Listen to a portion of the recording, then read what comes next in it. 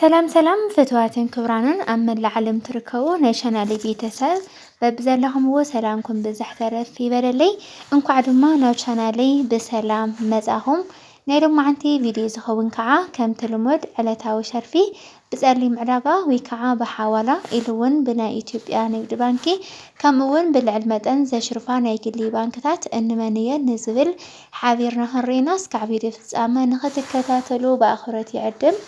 የቻናሌ ሓድሽቲ ዝኾንኩም ሰብስክራይብ ነባራት ዝኾንኩም ከዓ ላይክ ሸር እናገበርኩም ንኽተበረታትዑኒ ብትሕትና ይላው ላይክ ሸር እንትገብሩለይ ከዓኒ ካብ ልቢ እናመስገንኩ እየ። እምበኣርከስ ሎማዓንቲ ጥሪ 28 ወይ ከዓ ፌብሩዋሪ 5 ዝርዝር ሃገራት ከምኒ ኣሜሪካ ዶላር፣ ዩሮ፣ ስዊስ ፍራንክ፣ ካናዳ ዶላር፣ ኣውስትራልያ ዶላር፣ ቻይና ዩዋን፣ ፓውንድ ስተርሊንግ፣ ናይ ኩዌት ዲናር፣ ዩናይትድ አረብ ኤምሬት ድርሃም፣ ስዑድ ዓረብ ሪያል፣ ኦማን፣ ጆርዳን፣ ባህሬን፣ እስራኤል ሽቅል ወዘተ ዝበሉ ኢና ክንርኢ። ሰናይ ጻኒሒት ሰናይ ምክትታል። በመጀመሪያ ንሪኦ ናይ ኣሜሪካ ዶላር ክኸውን ሎማዓንቲ ዝተወሰነ መልክዕ ወሰኻ ርኢና እንሆ። ናይ ኣሜሪካ ዶላር ብናይ ኢትዮጵያ ንግዲ ባንኪ 151 ቅርሽን ነጥቢ 60 ሳንቲምን ክሽረፍ ከሎ 100 ዶላር 15,160 ክግዛእ ውዒሉ ኣሎ። ዶላር ብናይ ወጋገን ባንኪ 153 ቅርሽን ነጥቢ 40 ሳንቲምን ክሽረፍ ከሎ 100 ዶላር 15,340 ይመጽእ ኣሎ ማለት እዩ። ዶላር ብናይ ኢትዮጵያ ብላክ ማርኬት ወይ ከዓ ብሓዋላ 191 ቅርሽን ነጥቢ 22 ሳንቲምን ክሽረፍ ከሎ 100 ዶላር 19,122 ቅርሽን እናተሸረፈ ውዒሉ ኣሎ። ብምቕጻል ንሪኦ ዩሮ ክኸውን ዩሮ ብናይ ኢትዮጵያ ንግዲ ባንኪ 176 ቅርሽን ነጥቢ 51 ሳንቲምን ክሽረፍ ከሎ 100 ዩሮ 17,651 ቅርሽን ይመጽእ ኣሎ። ዩሮ ብናይ ወጋገን ባንኪ 182 ቅርሽን ነጥቢ 70 ሳንቲምን ክሽረፍ ከሎ 100 ዩሮ 18,270 ይመጽእ ኣሎ። ዩሮ ብናይ ኢትዮጵያ ብላክ ማርኬት ወይ ከዓ ብሓዋላ 225 ቅርሽን ነጥቢ 60 ሳንቲምን ክሽረፍ ከሎ 100 ዩሮ 22,560 ይመጽእ ኣሎ ማለት እዩ። ቀጺልና ንሪኦ ናይ ስዊስ ፍራንክ ክኸውን ናይ ስዊስ ፍራንክ ብናይ ኢትዮጵያ ንግዲ ባንኪ 184 ቅርሽን ነጥቢ 95 ሳንቲምን ክሽረፍ ከሎ 100 ናይ ስዊስ ፍራንክ 18,495 ቅርሽን ይመጽእ ኣሎ ማለት እዩ። ናይ ስዊስ ፍራንክ ብናይ ወጋገን ባንኪ 197 ቅርሽን ነጥቢ 25 ሳንቲምን ክሽረፍ ከሎ 100 ናይ ስዊስ ፍራንክ 19,725 ቅርሽን ይመጽእ ኣሎ። ናይ ስዊስ ፍራንክ ብናይ ኢትዮጵያ ብላክ ማርኬት ወይ ከዓ ብሓዋላ 245 ቅርሽን ነጥቢ 90 ሳንቲምን ክሽረፍ ከሎ 100 ናይ ስዊስ ፍራንክ 24,590 ይመጽእ ኣሎ ማለት እዩ። ቀጺልና ንሪኦ ናይ ካናዳ ዶላር ክኸውን ናይ ካናዳ ዶላር ብናይ ኢትዮጵያ ንግዲ ባንኪ 107 ቅርሽን ነጥቢ 55 ሳንቲምን ክሽረፍ ከሎ 100 ናይ ካናዳ ዶላር 10,755 ቅርሽን ይመጽእ ኣሎ። ካናዳ ዶላር ብናይ ወጋገን ባንኪ 112 ቅርሽን ነጥቢ 16 ሳንቲምን ክሽረፍ ከሎ 100 ናይ ካናዳ ዶላር 11,216 ቅርሽን ይመጽእ ኣሎ። ካናዳ ዶላር ብናይ ኢትዮጵያ ብላክ ማርኬት ወይ ከዓ ብሓዋላ 139 ቅርሽን ነጥቢ 70 ሳንቲምን ክሽረፍ ከሎ 100 ናይ ካናዳ ዶላር 13,970 ይመጽእ ኣሎ ማለት እዩ። ቀጺልና ንሪኦ ናይ ኣውስትራልያ ዶላር ክኸውን ናይ ኣውስትራልያ ዶላር ብናይ ኢትዮጵያ ንግዲ ባንኪ 98 ቅርሽን ነጥቢ 72 ሳንቲምን ክሽረፍ ከሎ 100 ናይ ኣውስትራልያ ዶላር 9,872 ቅርሽን ይመጽእ ኣሎ።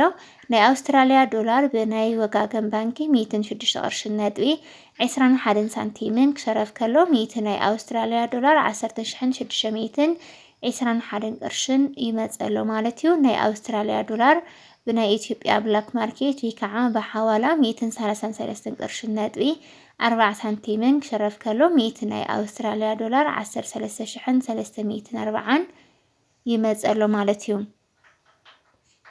ቀፂልና ንሪኦ ናይ ቻይና ዩሃን ክኸውን ናይ ቻይና ዩሃን ብናይ ኢትዮጵያ ንግዲ ባንኪ 21 ቅርሽን 06 ሳንቲምን ክሸረፍ ከሎ ሚእቲ ናይ ቻይና ዩሃን 2106 እናተገዘአ ውዒል ኣሎ ብናይ ኢትዮጵያ ንግዲ ባንኪ ብናይ ወጋገን ባንኪ 24 ቅርሽን ነጥቢ 35 ሳንቲምን ክሸረፍ ከሎ ሚእቲ ናይ ቻይና ዩሃን 2435 ቅርሽን ከገዝእዎ ውዒሎም ኣለዉ ናይ ቻይና ዩሃን ብናይ ኢትዮጵያ ብላክ ማርኬት ወይ ከዓ ብሓዋላ 27 ቅርሽን ነጥቢ 55 ሳንቲምን ክሸረፍ ከሎ ሚእቲ ናይ ቻይና ዩሃን 2755 ቅርሽን ይመጽእ ኣሎ ማለት እዩ።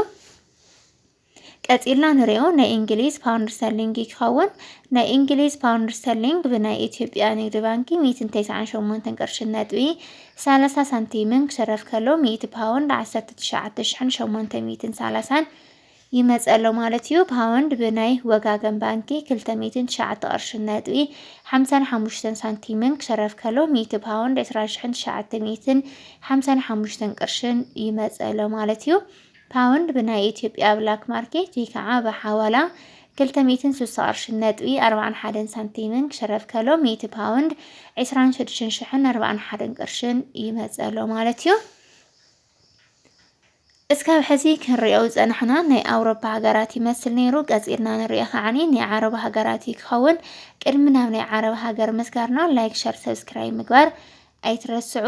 ካብ ናይ ዓረብ ሃገር ኣቀዲምና ንሪኦ እታ ብዓለምና ቀዳማይ ደረጃ ተሰሪዓ ትርከብ ብኽባር እተሸርፍ ናይ ኩዌት ዲናር ክኸውን ናይ ኩዌት ዲናር ብናይ ኢትዮጵያ ንግዲ ባንኪ 484 ቅርሽን ነጥቢ 60 ሳንቲምን ክሸረፍ ከሎ ሚእቲ ናይ ኩዌት ዲናር 48460 ይመጽእ ኣሎ። ናይ ኩዌት ዲናር ብናይ ወጋገን ባንኪ 499 ቅርሽን ነጥቢ 92 ሳንቲምን ክሸረፍ ከሎ ሚእቲ ናይ ኩዌት ዲናር 49992 ቅርሽን ይመጽእ ኣሎ። ናይ ኩዌት ዲናር ብናይ ኢትዮጵያ ብላክ ማርኬት ወይ ከዓ ብሓዋላ 623 ቅርሽን ነጥቢ 10 ሳንቲምን ክሸረፍ ከሎ ሚእቲ ናይ ኩዌት ዲናር 62310 ይመጽእ ኣሎ ማለት እዩ። ቀፂልና ንሪኦ ናይ ዩናይትድ አረብ ኤምሬት ወይ ከዓ ናይ ዱባይ ድርሃም ናይ ዱባይ ድርሃም ብናይ ኢትዮጵያ ንግዲ ባንኪ 41 ቅርሽን 26 ሳንቲምን ክሸረፍ ከሎ ሽሕ ናይ ዱባይ ድርሃም 41,026 ቅርሽን ይመጽእ ኣሎ።